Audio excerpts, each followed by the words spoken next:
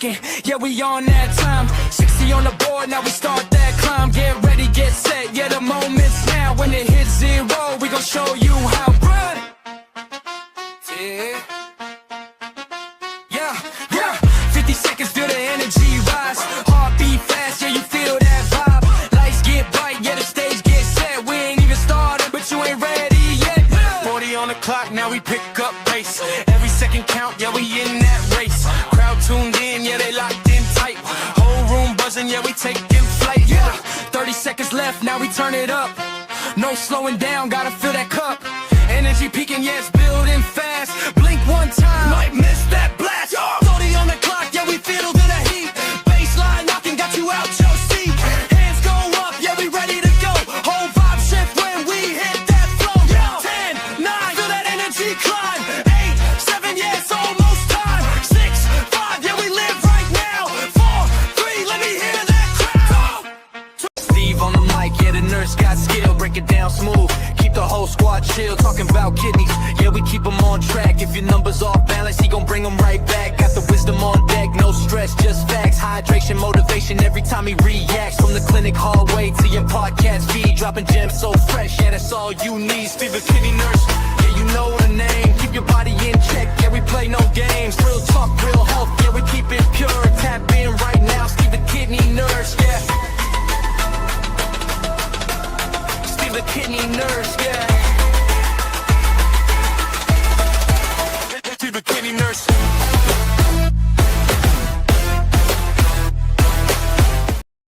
What's up, family?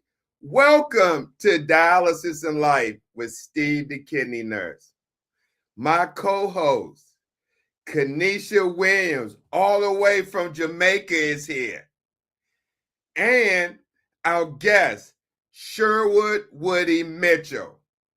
Tonight, we're bringing you a powerful conversation with a true kidney warrior who has shown strength, resilience, and purpose through every step of this journey. We're talking real life, kidney failure, transplant, dialysis, advocacy, DJing, and how he keeps pushing forward no matter what. So get comfortable, tap in, and let's get into this amazing story. And for many who don't know, I interviewed our guest years ago, back in the early part, I believe, of 2019 or late 2018. So it's been almost 8 years since he's been back. All right. But before we bring on my co-host Kanisha and Woody, we got to do the medical disclaimer. And let me give you the medical disclaimer, because we know we don't want people thinking we giving medical information. So the information provided or broadcast on Dialysis in Life with Steve the Kidney Nurse is provided for educational and informational purposes only, and is not implied to be a substitute for professional medical advice, diagnosis, or treatment. Now, with that out the way, let me bring on my co-host and give her the co-host VIP. Where's that video? Hold on. We got to give her the co-host VIP.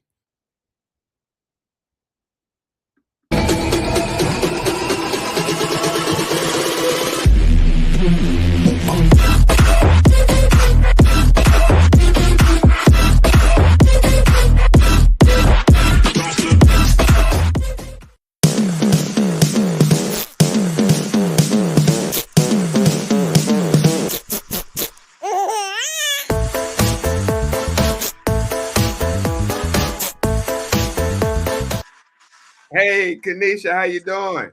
Hi, Steve. I'm good. How are you? Pretty good. It's been a week since you've been on the show. And Yes, it has. So how's everything? How's everything going with you? Everything is going great and all of that. How is it with you? Oh, everything is well. Just taking it one day at a time, and just like everyone else, just been working. Okay. Thank you for Yeah. having me Oh again. yeah. Absolutely. Thank you for coming back. Okay. I appreciate you being here co-hosting with me. Okay. So, feel free if you have any questions, jump in. Feel free to do that. I Okay. have a set of questions that I'm going to be asking Woody. So, whenever you want to chime in, you do so. Okay.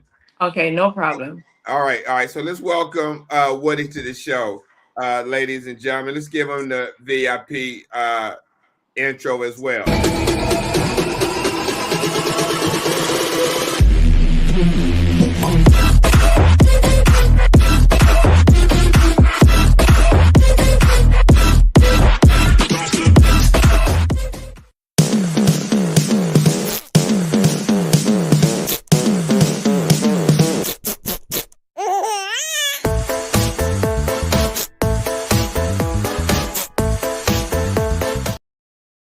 Hey, Woody, what's going on?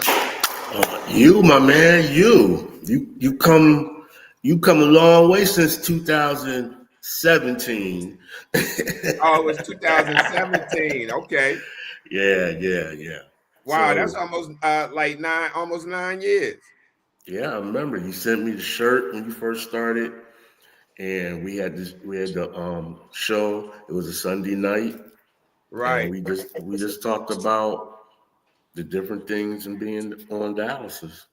Yep. And you're the man now. I wish, man. I You wish. the man. Man, I push you 3 times a week when I do my radio shows. So I got I even got a shirt set up on my bonfire for you that you buy a shirt, you go to bonfire doc on my links, the bonfire Woody Warrior shop. You get the urban health radio t-shirt, and I think it's like 20% of the proceeds go straight to you. I don't get Oh nothing. man, It's I all appreciate you. that. You got a check already. I know you got one. I'm just Right, messing right. with you.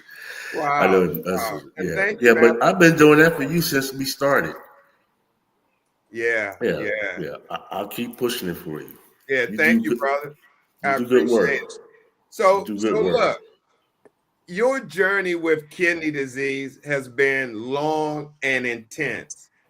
When you look back at the last 16 and a half years, what stands out the most to you? Um, hmm. Taking things day by day. Living in the moment, enjoying the moment. When you having rough days, you deal with them. You have good days, you enjoy them. But this is my approach.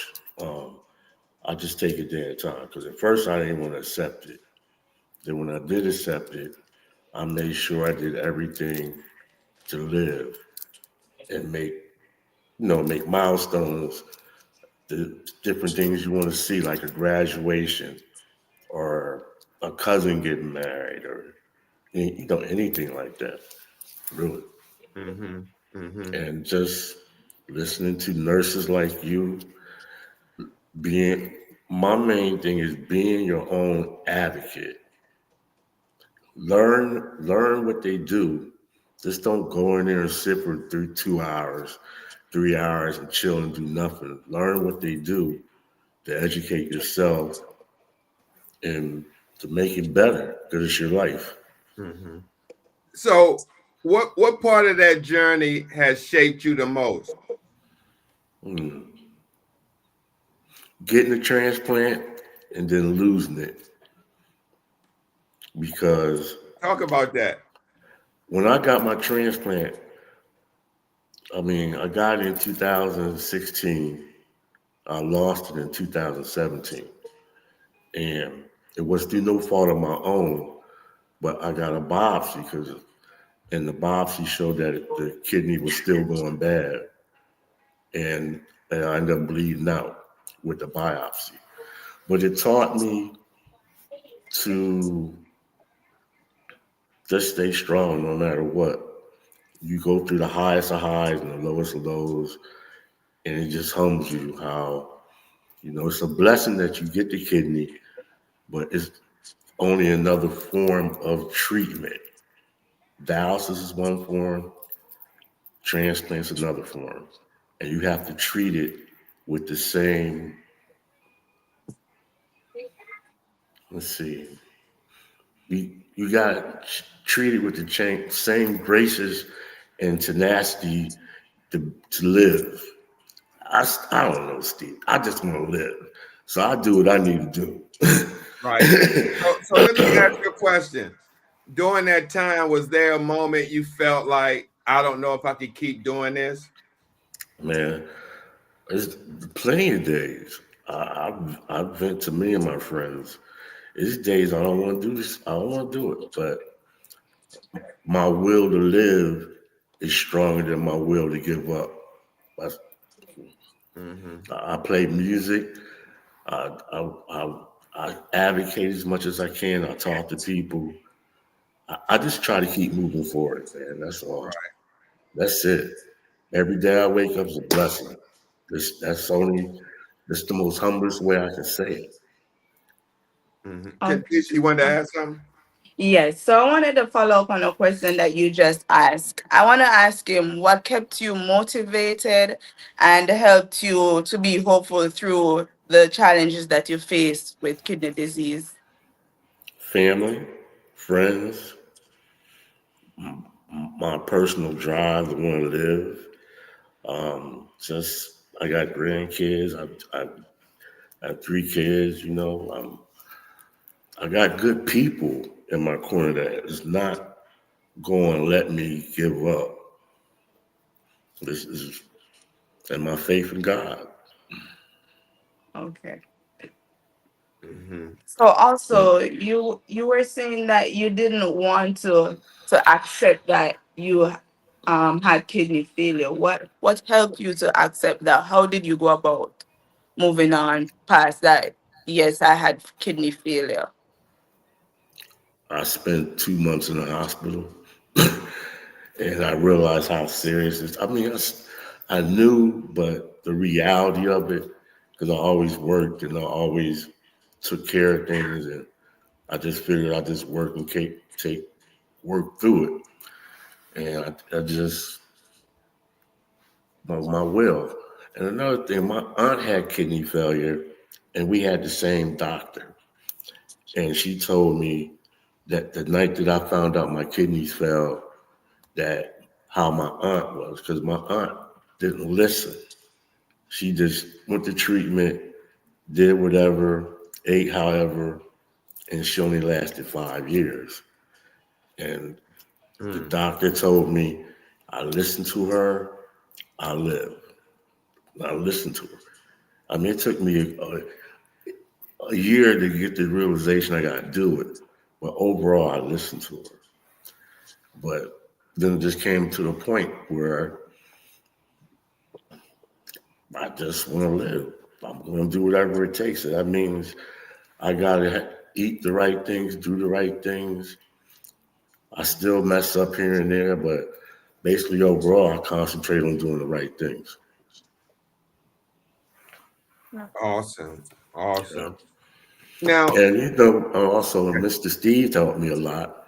So he helped me a lot listening to his He's a great videos. person. Oh yeah. thank you, man. We've been together, like I said, since 2017. Right after I lost my kidney, I think.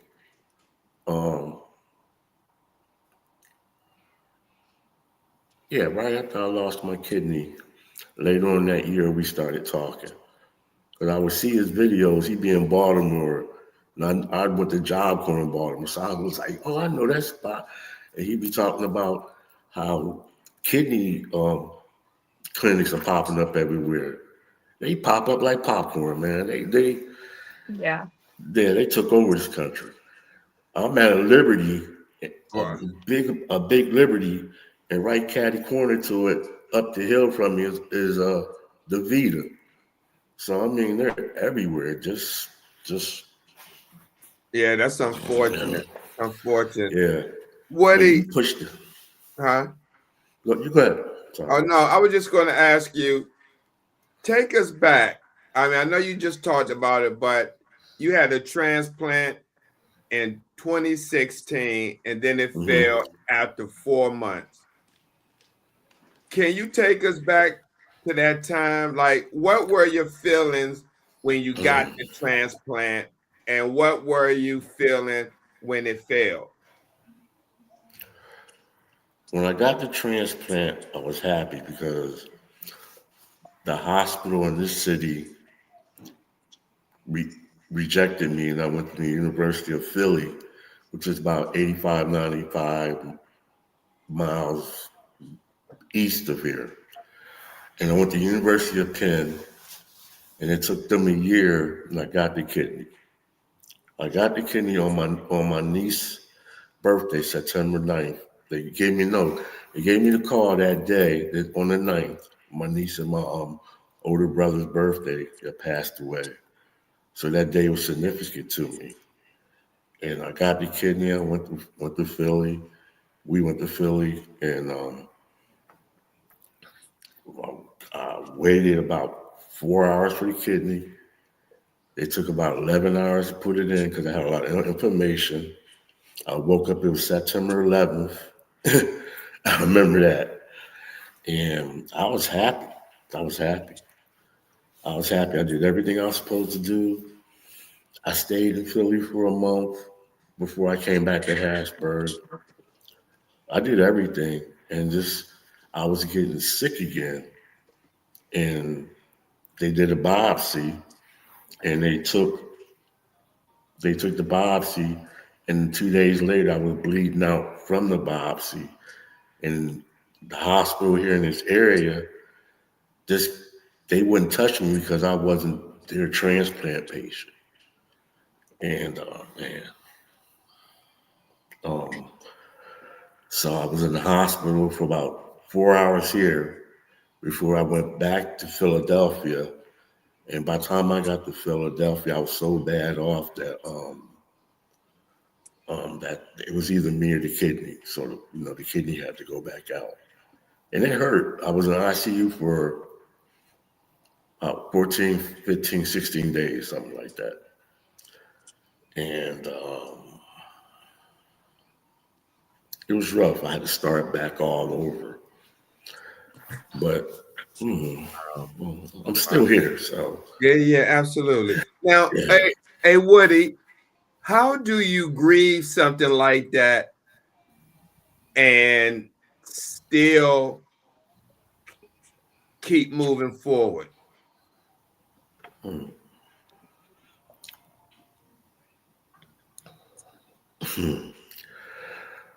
Um, my belief in God, first of all, um, my love for my family,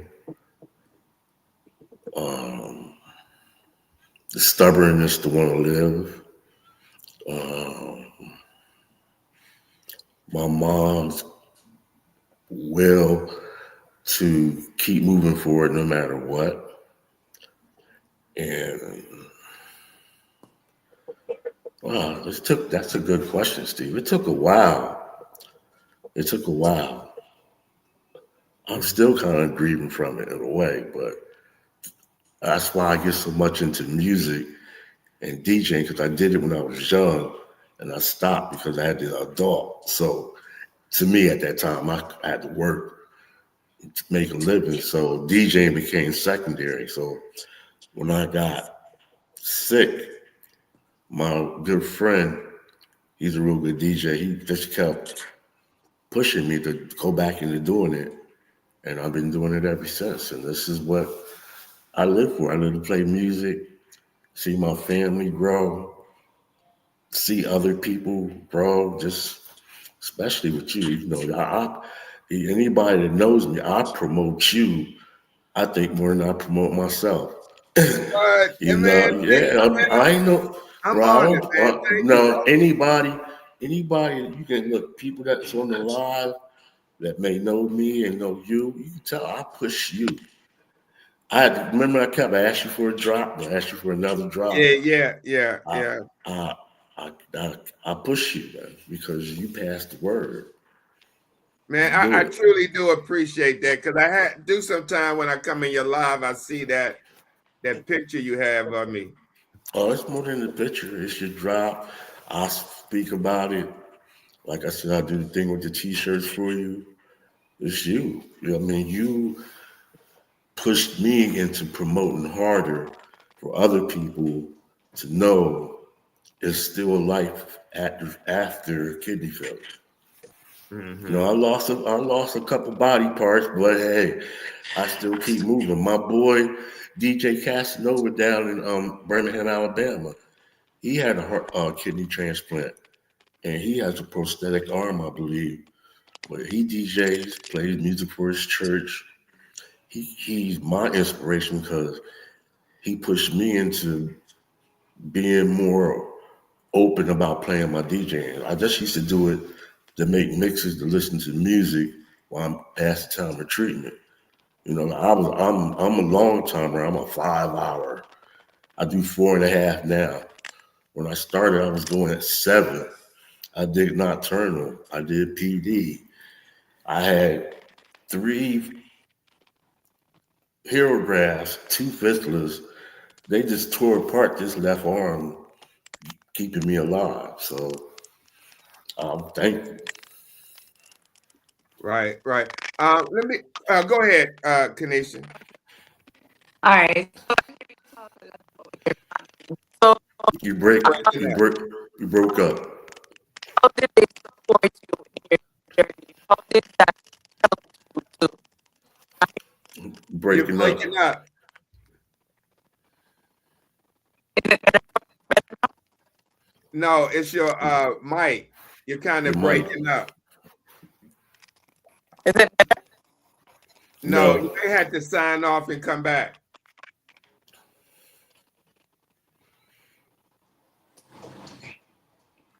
So, Woody, while Kanisha's doing that, let me ask this: did that experience with the transplant, did that experience change the way you look at hope? No. Mm-hmm. I'm not that type of guy. I'm built too strong for that, bro. No, I don't give up on no hope. I Right. keep, I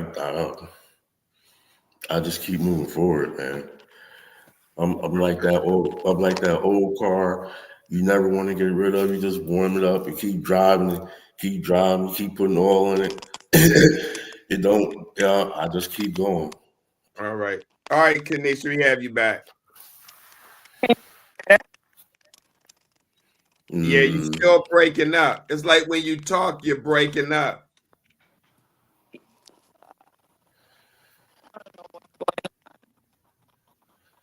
How's your signal?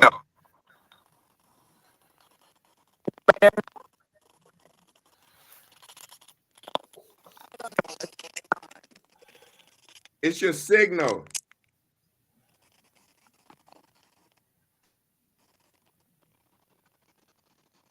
So, okay, while she's trying to mm, get that together, let me ask you this, Woody. yes, sir. You mentioned the transplant failed because of a biopsy. How did you process that setback? Was there anger, confusion, sadness, or all of it at once? All of it at different parts. Well, first I was thankful because I was still alive, most of all. But man, it's just Right. a lot of crazy feelings because it was just weird because it's like after I got my main thing I was concerned about the findings of the biopsy, and once I got that, and I found out that it was going bad anyway, I was thankful because it's out my body. But then I don't know, 'cause I was depressed. I was just going through the motions. Right. Go to treatment, go home, go to treatment, go home. Ain't want to do nothing. Just Hey, Kanisha, do you have any headphones? Okay, that may work. So yeah, I can imagine like a multitude of feelings you may have been going through experiencing that. Um, how do you keep from letting a setback like that define your whole story? I guess because I'm still here. I'm still rolling. I just believe in I keep waking up and I keep showing and I keep going on air and I keep being there for my family and I keep enjoying life the best I can. And I try not to let it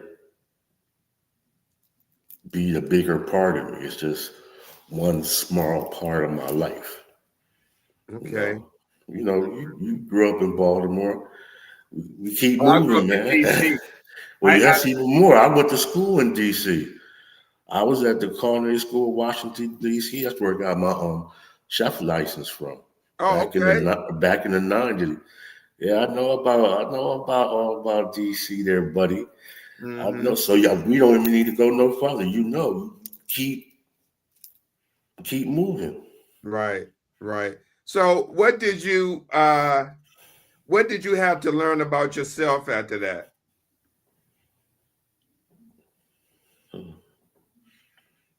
That I'm blessed.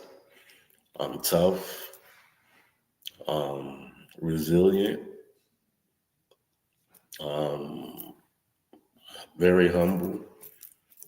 Um, I just I'll try to be open and fair to everybody as possible and just live the best life I can live. And if it helps, if playing music helps one or two people or three people or four people feel better about going to treatment or making sure their labs are good or they come to you and they talk to you, I'm happy. I'm good. They say music is therapeutic. Oh, it's my music. I played drums as a kid. Me And too. yeah, I played like the trip joints in the marching band. I played snare. I played timpani in the orchestra band. I sung, and that's how I dealt with my childhood. And I DJed, but DJing was always a hobby to me. There's a lot of guys out there. They do it for the money. I always did it for the hobby because I just like music. I love music. I, Yeah. I don't know no other way to put it, bro. I Right. love No, I music. get it. I definitely get it. Um, wait a minute. There we go. So, okay, let me see. My co-host is back. Okay. Can you hear me any better? I can't find my headset. That Yeah, is that's better a lot now. better. It's a lot better. Okay. Yeah. Yes, ma'am. Okay, so I was saying that I heard you speaking so much about your family. So I was asking, how did they support you in your journey? What was it like? Well, my mom, my sister, and my niece, they helped me a lot. Um, my youngest daughter and her mom, that's my crew. They help me with all my stuff. Just overall, all my extended family, everybody, you know, friends, my class, Harrisburg High, class of '82, the Cougars. They they raise money for me. They help me. They support me. They talk to me all the time. Um, all my Dialysis friends, people I talk to in the different groups I am. We all know, especially my Dialysis friends. My kidney warrior friends. they know what you're going through. I know what they're going through. We understand, the pressure of being on dialysis and how people, you find out who's really in your corner. You find out who's really down with you. And that's the thing about it.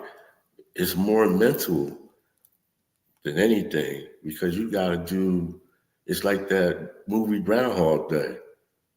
You're doing the same thing every day, every 3 days, every 2 days. You're doing the same. You on PD at home, you got to do it on it every night. You at the center is, Monday, Wednesday, and Friday, where you at? Tuesday, Thursday, Saturday, where you at? Like the mail, rain, sleet, snow, don't change. Right. So we had a question from someone in the comment section from Philly Weave Queen 5985, and she wanted to know what caused your initial kidney failure. Tell her I said hi. And work,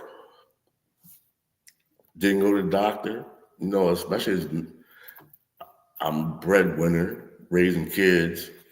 I didn't ignore the signs. I had Well, did you have diabetes. diabetes or Yeah, hypertension? I had diabetes because it ran in my family on my dad's side, high blood pressure, and I was big. I got down some of the weight and got off of insulin. By that time, the damage was done, and let's see, I just worked. I worked to 2007. No, yeah, 2009 Thanksgiving, and I found out that my numbers were so bad that both of my kidneys shut down.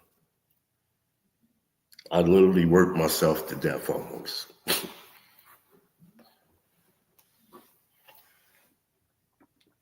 Hello? Got you. Yeah. But it was high blood pressure, the food I ate, and then the high blood pressure led to diabetes, and that led to the chair. So, Woody, Yes, sir. you've you just mentioned it. You've been through 3 fistulas and 3 grafts. hmm What has that physical journey been like for you? Well, I'm left-handed, and they couldn't get blood. They couldn't get nothing out the right, so they got it out the left. So it basically made me right-handed. I can do some things with my left hand, not like I used to, but I'm more right-handed than I am left-handed. It just tore my whole right side up. I had grafts in my arms and my legs, even in my neck. And right now I have a perma calf, a tunnel calf, they said, because I can't get no more spots. Just the last spot right here.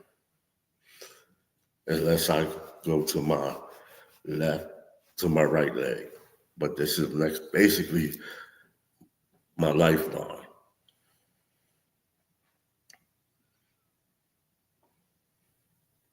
I can't hear you, Steve. Okay, Oh, there you go. okay. Yeah, I'm off mute. So I said, I know Kanisha may want to ask you something, but let me ask you this. Having that catheter, you hear a lot of people say or try to convince people to get catheter out and get a fistula in their arm. And some people may not be ready and they say, oh, you're going to get an infection. How long have you had your catheter and have you had any issues with catheter infection? I had issue with catheter infection before, but my unit my unit stays pretty much on top of it. As far as a person deciding if they want to get to get the fistula or stay with the calf, it's better that you get the fistula. You get better clearance, less infection, but it's your personal choice. You better off getting the fistula. You Mm-hmm. don't want it. I'm not the one to judge and tell nobody what to do, but you get better. I do know for a fact because I had them, you get better clearance. Yeah. So one question from the comment section, and then I'll turn it over to Kanisha. Um, Kidney Girl 191, I mean 191 wants to know, are you eligible for another transplant? Wow. I just went through that. And I took 10 years to get back on it. Um, no, I'm not. I can be eligible. I have to get down to 225, but me and my surgeon we had a good talk. My family and the surgeon, everybody. Um, he says if I get another transplant because everything that I've been through, the second transplant kidney will be fighting my left leg for blood, and it's a good chance I might be worse off than getting a transplant. But that's not to say I should. I don't know. If it means I would have a better life on dialysis than a transplant, because they're both treatments, I'm I'm better off at dialysis at my age. I'll be 62 in another week and a half. But from everything I heard and read about, people can get transplants now almost up until they're 70 because it advanced so much more than when it was in 2016 when I got my first one. Right, right. All right, Kanisha. Uh-oh, you breaking up again. No. You might have to write it up in a sign and hold it up like this. Oh, no. Oh no, Is it any better here? Yeah, you that's just right got there. better. All right. So I was going to ask, what do you think are some of the misconceptions that persons about with a kidney transplant? Right, we didn't hear you. Yeah. What are some of the misconceptions that persons may have about a kidney transplant? Can't hear you. I don't know. Yeah. I'm sorry, I can't hear you. No, I can't neither. It must be the reception or your phone, your signal. But it's not, it's breaking in and out. Maybe if you try to go to another part of your house, or she's trying to do something with it now. Right there. Oh, that you, Woody? That was me. Oh, okay. So while she tried to fix that, let's see what happens. Is it No, I'm sorry. That's okay. So while she's trying to straighten that out, how has all that affected your body with those hero grafts and the fishes? How has that affected your body and your everyday life? Well, I move a little slower. I have a lot more shoulder pain. Let's see. Um, Overall, just lost the loose use of the arm the way I like to. But overall, it's okay. Just Uh-huh. pain, part of getting old too. So the arthritis from working and everything, and just basically that's it, really. Um, Overall, I'm good for my age. I could be better, but I mean, as far as like it wore my left hand out, my left side out Mm. pretty good. Yeah. All right. Kanisha, You got to unmute. Yes, you hear me? Yeah, I you think still we're got the there. crackling. Okay. So my question was about what are some misconceptions that persons Yeah. You don't have earphones? You know, Yeah. Yeah, they work a lot better.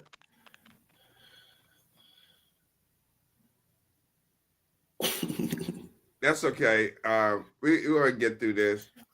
Um, so we had a question. She said, "What advice would he have for diabetes?" oh, if you got to eat right, dialysis, I found out, shows you, it shows you what you eat. You got to eat right. I didn't eat right. I was working, drinking sweet tea down in North Carolina where I was working at. I'm eating fast food. I'm eating processed food.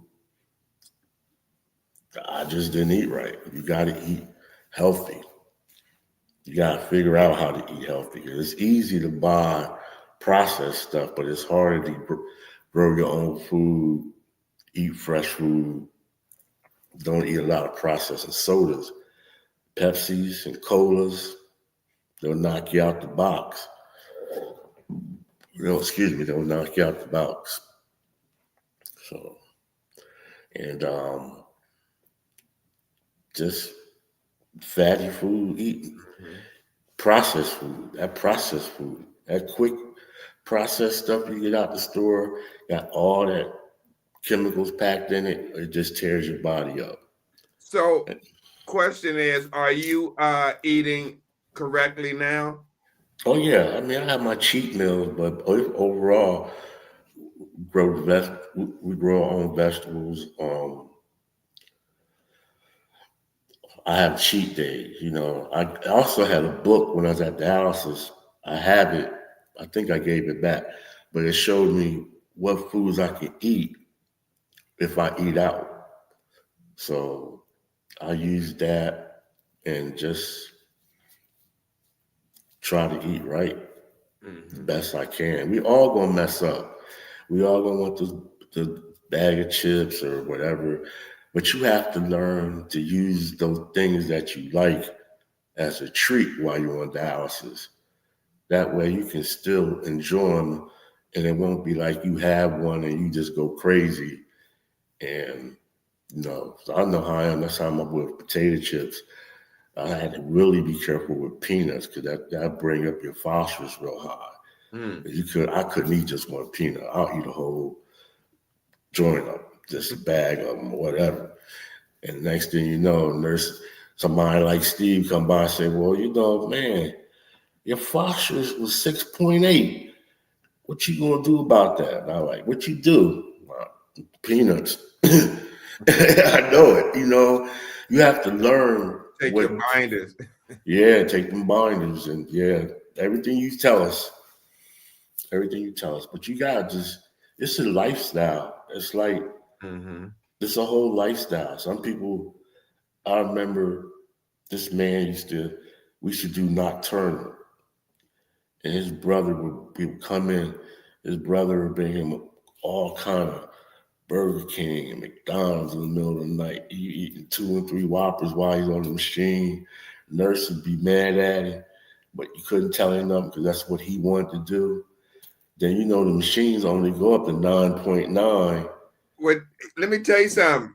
Technically, that nurse could have took him off the machine. Right. She could have took him off for not following directions of, Yeah. eat 3 Whoppers on the machine. Yeah, well, I'm just saying, he always got a bag brought into him, Mm-hmm. But then in the middle of the night, he'd be cramping and crying and hurting. Right. Yeah. Let me check back with Kanisha, see is her mic working. Oh, wait a minute. What are some of the misconceptions? Okay, so yeah, thank you. So Kanisha wanted to know what are some of the misconceptions persons have about kidney transplant? Mm. The biggest misconception is a cure. It's better than dialysis, but it's not a cure. That's the biggest misconception I have, what people have with it.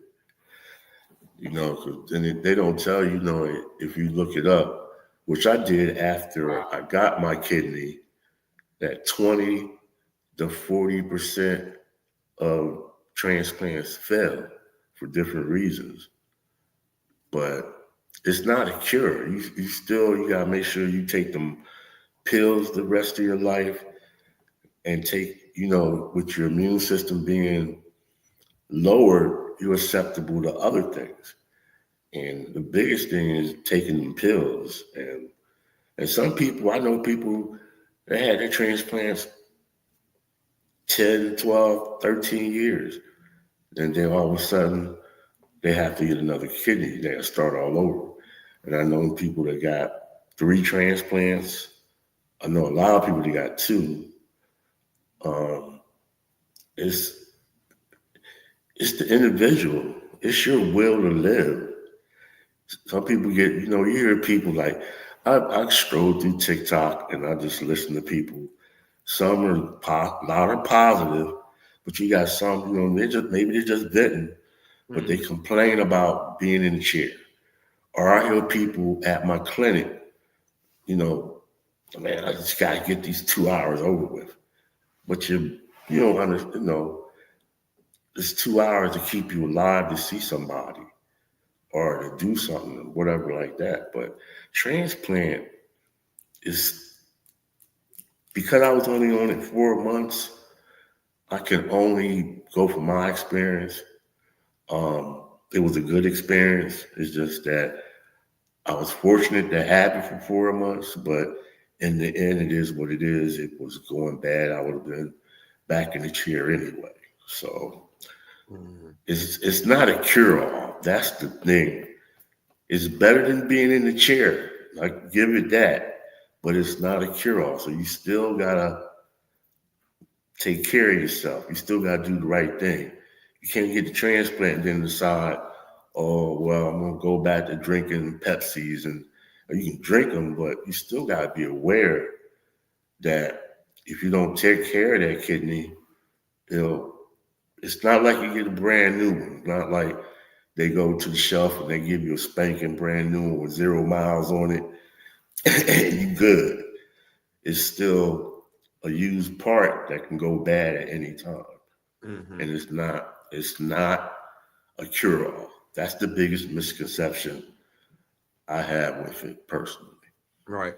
So let me follow back up with when we was talking about the access surgeries. What do people not see when they look at someone going through access surgery after access surgery? I mean, how do you mentally prepare for going through something like that more than once?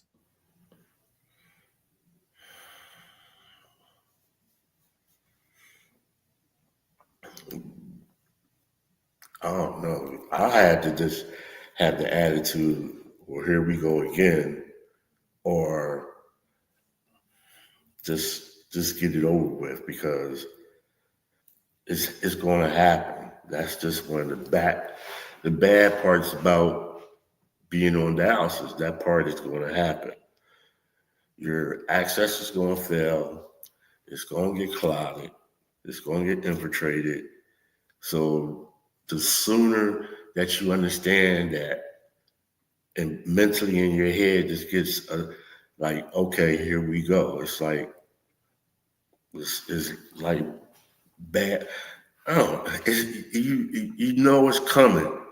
You do everything you can to make sure it don't happen, but don't get so mentally backed up and destroyed because it has happened. Because it's going to happen. It's like those car show commercials. they say, well, it's not a matter of fact of if, it's just a matter of fact of when. Mm-hmm. And ain't nothing you can do about it. The best you can be you can treat that thing like gold. You can wrap it in bubble wrap, tape, whatever you want to do. But one day it's gonna happen. Right. And Kanisha, just, I'm sorry. I was just going to tell Kanisha if she has any questions, you could type it like you did the last one, and I'll ask Woody. All right, Woody, I hear you. I hear you. Let me ask you this, because we're kind of coming down on time, but we're going to go over. okay. We're going to go over a little bit. But what has dialysis taught you about yourself that you may not have learned any other way? It made me a very humble person. And it's made me learn to appreciate everybody's situation, from the nutritionist to the doctor to the next patient next to you. Um, it just taught me to walk through life with a sense of enjoyment and inner happiness for everything that I see and do. You know, man, you don't know, Steve. Since I've been on dialysis, I faced death, I know, at least good 4 or 5 times, with a transplant, without the transplant, just living life. Just I faced death, I know, at least 4 times. And every time I've been blessed to walk through it. And dialysis teaches you to, I don't know, it taught me to be humble and think about people. And one thing it really, I'm not no political crazy person, nothing like that. But it taught me to understand. I don't understand racism because every color sits in that chair. You know what I mean? I just don't understand it. But every color ends up in that chair. God made us so that we all have the same body parts to give to each other. And I don't understand why people dislike each other, because I see every different color of people sitting in a chair. That's it. That's my outlook on things. That's Okay. part of how I feel about it. And like I said, I'm not a political person, nothing like that, but I just don't understand why people feel that way, because anybody can end up on dialysis. Ninth leading cause of death. Am I right? Am I right, Mr. Belcher?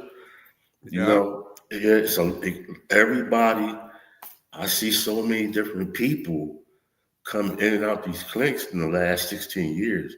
And you can't be that way. It don't make no sense. Right.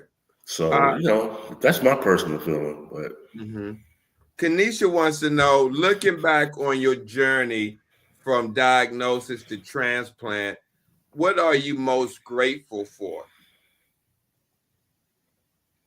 um, the people that took care of me, I've been blessed to have good people take care of me. I've been blessed to have a strong family, a strong base, friends, even some enemies that you just know. I'm just happy, man. And nobody's gonna knock me off my square. I'm happy. I keep stress at a minimum. I stay forward thinking as possible, and I just love life. That's all I can do. Especially my next one. Oh, okay. Okay. But Oh, okay.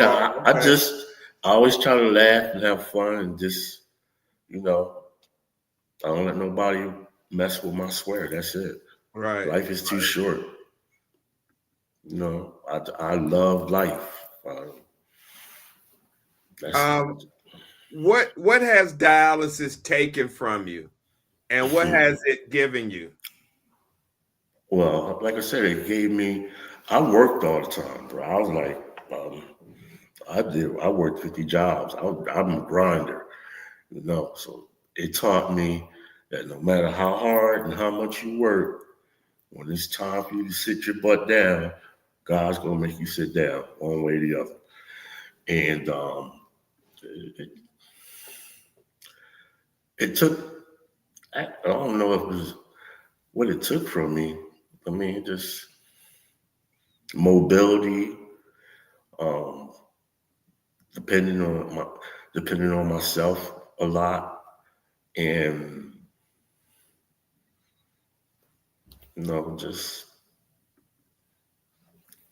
just those things. Other than that, actually, it just slowed me down and made me live and enjoy life more. Unfortunately, and I had to get sick for it to happen because, like a lot of us, a lot of men, we work until we drop, and I basically worked until I dropped. I just am thankful, Steve. I can't. I mean, it took things away that I don't know. Just they're in the scheme of life. They're not as important as I thought they were. Mhm. No, so it's like one door, my work life and other life, my outside life, kind of show closed, but my family life and perspective of that overall became so much better. Mhm. Because if I'd have kept working, I wouldn't see my grandkids. I wouldn't see my youngest daughter graduate from college. I wouldn't see my middle daughter get married. I wouldn't be doing what I'm doing now. I have more fulfillment in playing music for a couple. I don't care if one person show up. You know, I have more fulfillment out of that than when I was working all the time. I worked as a very high line chef for a very long time. So it's your perspective on life. Right. You know, Um, how do you stay grounded on the hard days? hmm, hmm. I just music. I go down and play music. I go to sleep. I talk with my people, my family. I just try to nip it in the bud. Don't let them stack up. You know how football players say that they or basketball players stack up games. I just try not to let the bad days stack up as much as I can. And I Hmm. try to wake up every morning with a new perspective on everything. Right, right, right. Let me ask you this, Woody. You also give advice to your fellow warriors. What kind of conversations do people usually bring to you? They just mainly a lot of people talk about their centers.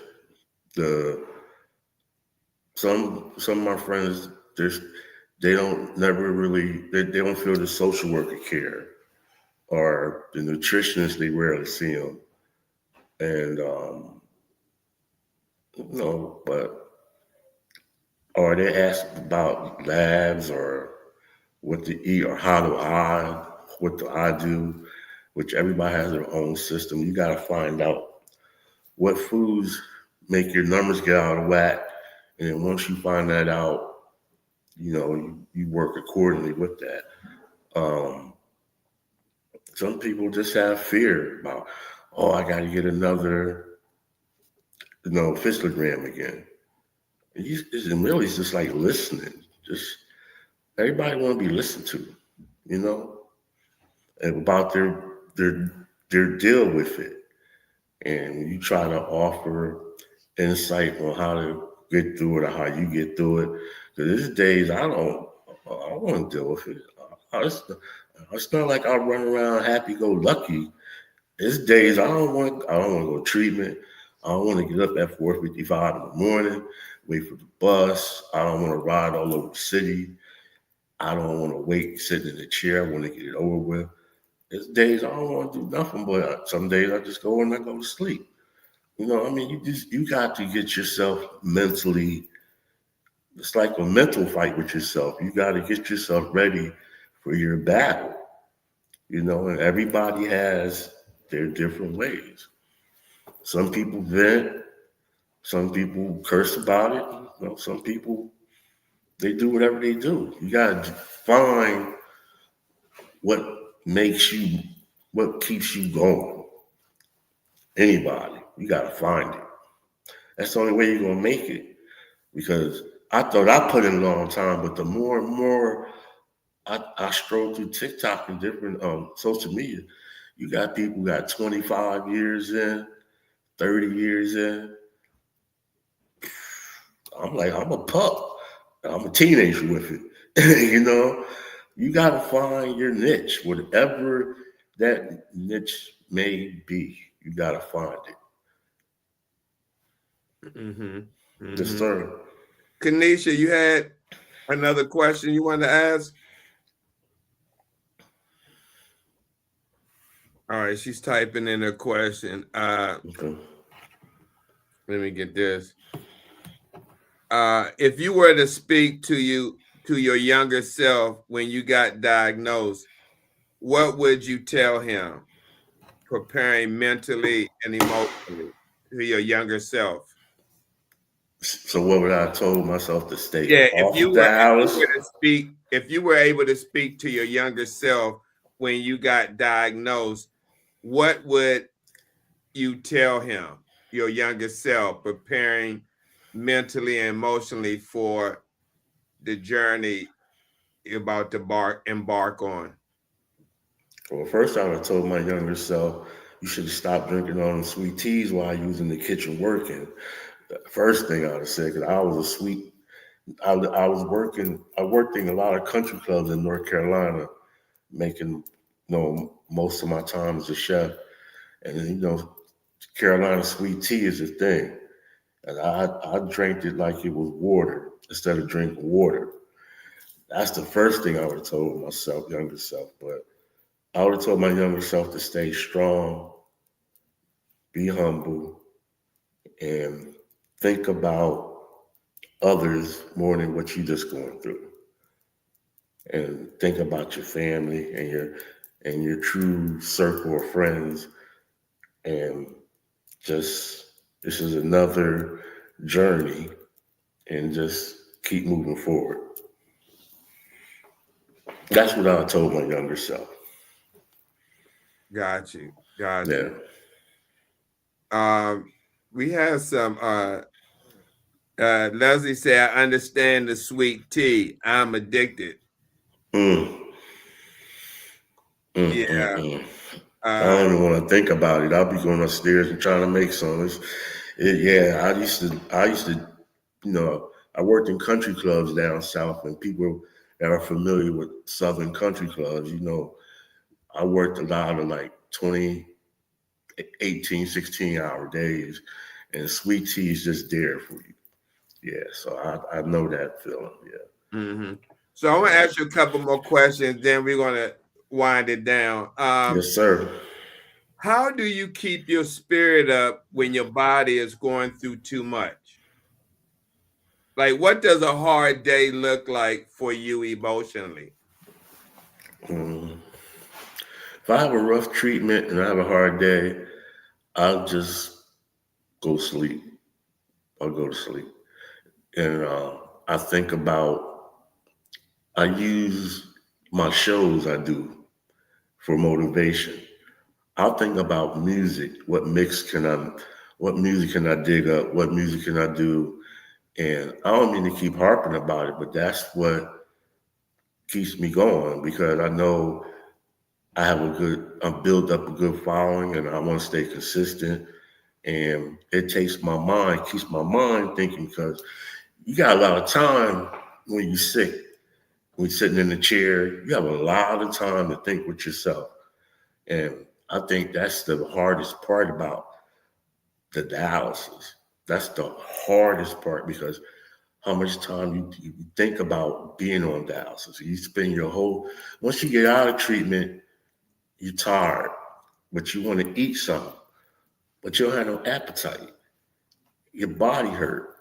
And people just think you go sit there and you just, oh, you chilling. Oh, yeah, okay. But the machine is pumping your blood out to be cleaned over what 400 or 500 times, or not one. I think he told me like 120 to 130 times, if I'm right. You know better than me, but your blood is being recycled out your body and back into your body,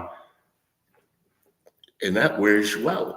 And they're doing it in 2 hours for some people, 3 hours for some. I do 4.5 hours. You got 3.5 hour people. That's hard on your body. You don't feel like doing nothing. You want to go do stuff. You don't feel like it. It's like when you're having a bad day, I just want to get in a corner, go to sleep, let my body rest until I feel strong enough to get up and start going again. Because I know on Tuesday and Thursday and Saturdays, they're my off days because I'm a Monday, Wednesday, Friday person. When I get up Tuesday morning after Monday, I'm good. Thursday morning, I'm great. Saturday morning, I'm good. Sundays, like tonight, I'm tired because I know I haven't had treatment in 2 days. Monday's coming, so my battery is running low. I'm slow motion on Sundays, but you got to just get mentally. You can't give up. I tell my friends, don't give up. Just don't give up. It's hard, but it's going to be good days. You just got to keep fighting.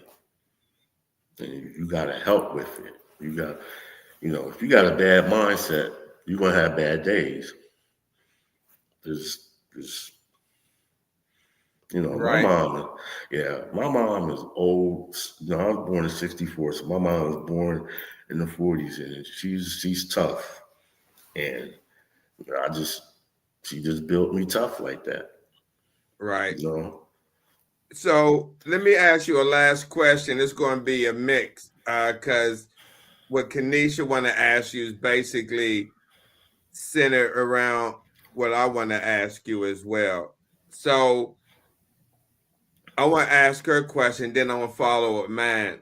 Okay. Kanisha says, what message would you like to share with patients who are currently on dialysis or waiting for a transplant? And then that kind of goes with my question. If you could speak directly to another kidney warrior who is tired, discouraged, or scared, what would you want them to hear from you? Okay. Think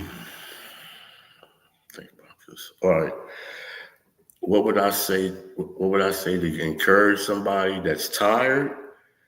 Well, yeah. And And what message would you share with patients who's currently going who are on dialysis and waiting for a transplant?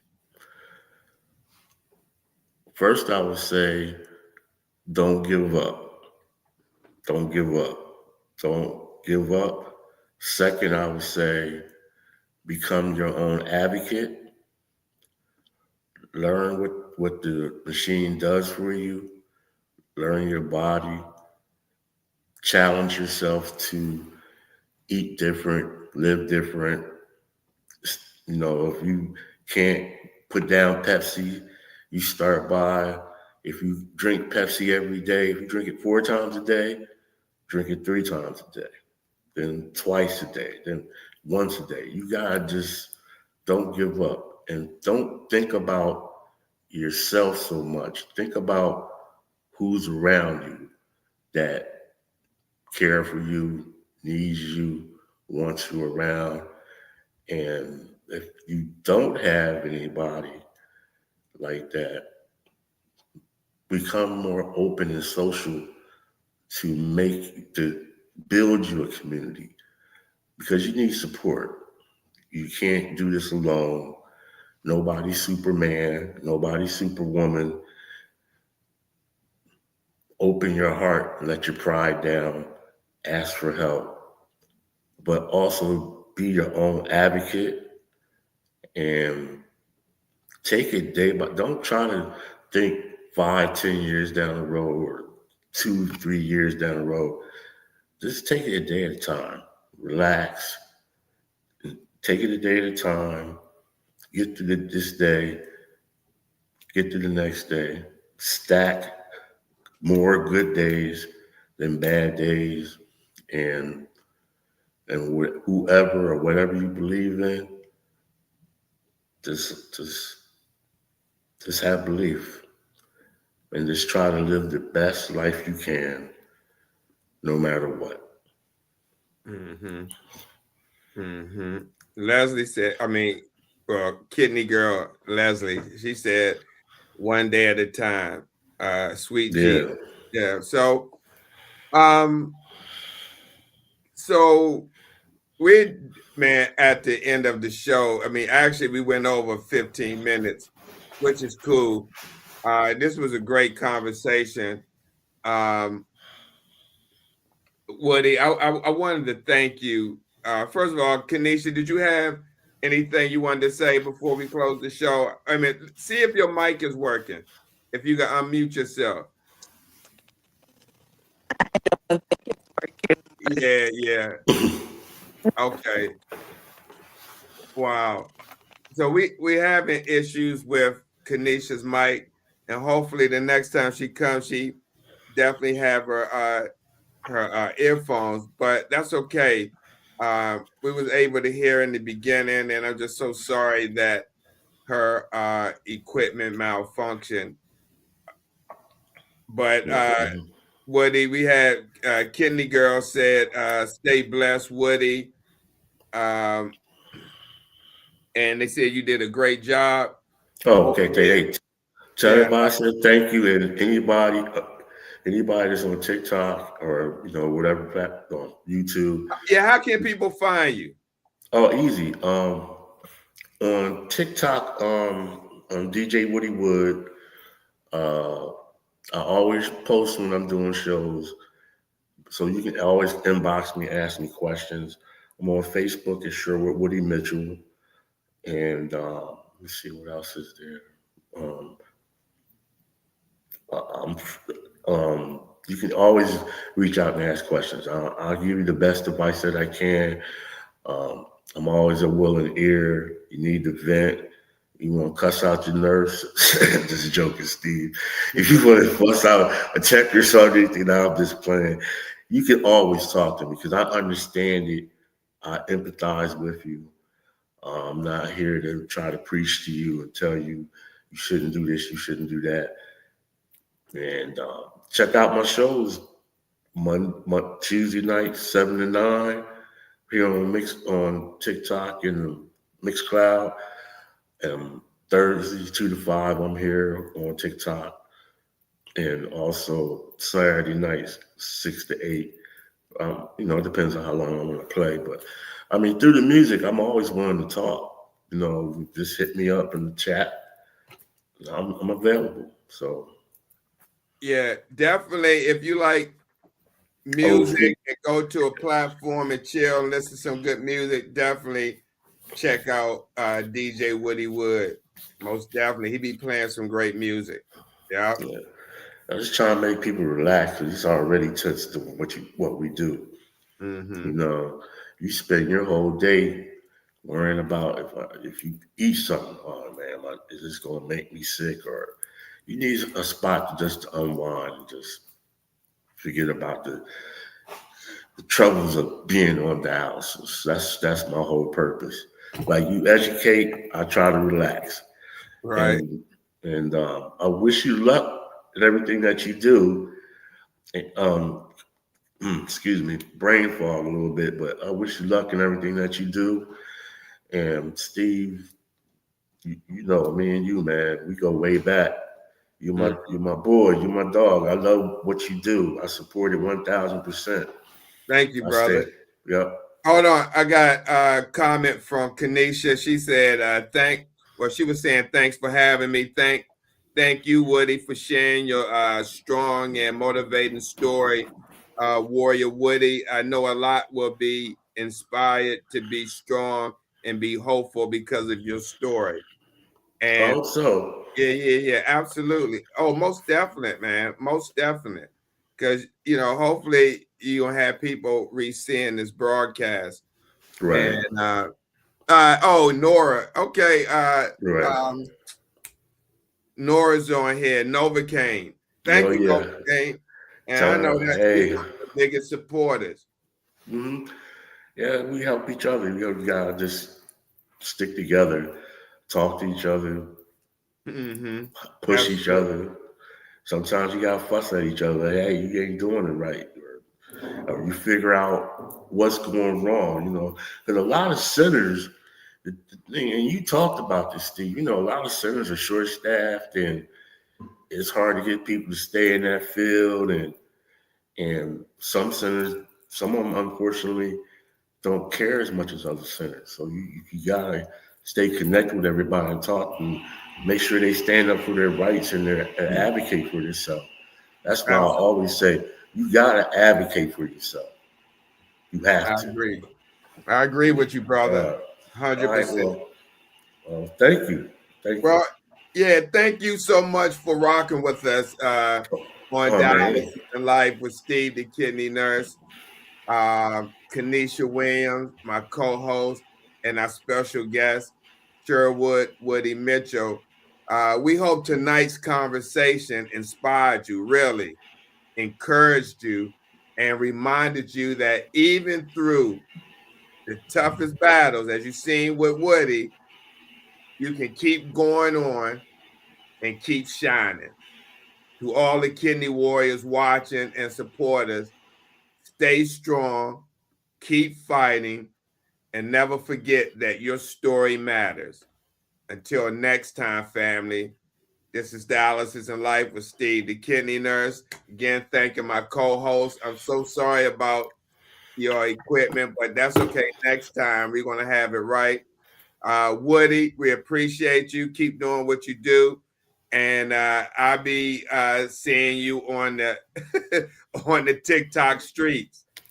All right. And much love, Steve. Thank you, Kanisha. Yeah, hey, Steve. Look, we're in this together, bro. Thank you for what you do. All right, I appreciate you, man. And have a good night, everybody. All right, thanks. Good night, everyone. Steve on the mic, yeah, the nurse got skill, break it down smooth. Keep the whole squad chill, talking about kidneys. Yeah, we keep them on track. If your numbers off balance, he gon' bring them right back. Got the wisdom on deck, no stress, just facts. Hydration, motivation every time he reacts. From the clinic hallway to your podcast feed, dropping gems so fresh. Yeah, that's all you need. Steve the kidney nurse, yeah, you know the name. Keep your body in check, yeah, we play no games. Real talk, real health, yeah, we keep it pure. Tap in right now, Steve the kidney nurse, yeah. The kidney nurse, yeah. To the kidney nurse.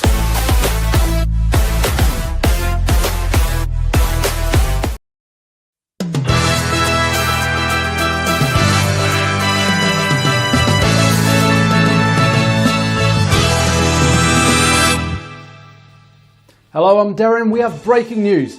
More than 600,000 Americans have kidney failure. While the number of people with kidney failure is enormous, the number of people with its precursor, chronic kidney disease, is staggering. An estimated 31 million Americans, or about 10% of the US population. Diabetes and hypertension cause 2/3 of all cases of kidney disease. 1 out of every 3 Americans is at risk for kidney disease, and kidney disease is now among the top 10 causes of death in the United States. In addition, 9 out of 10 people with early to moderate kidney disease don't know they have it, putting their health in jeopardy. Are you at risk? For more information, contact urbankidneyalliance.org. The life you save may be yours.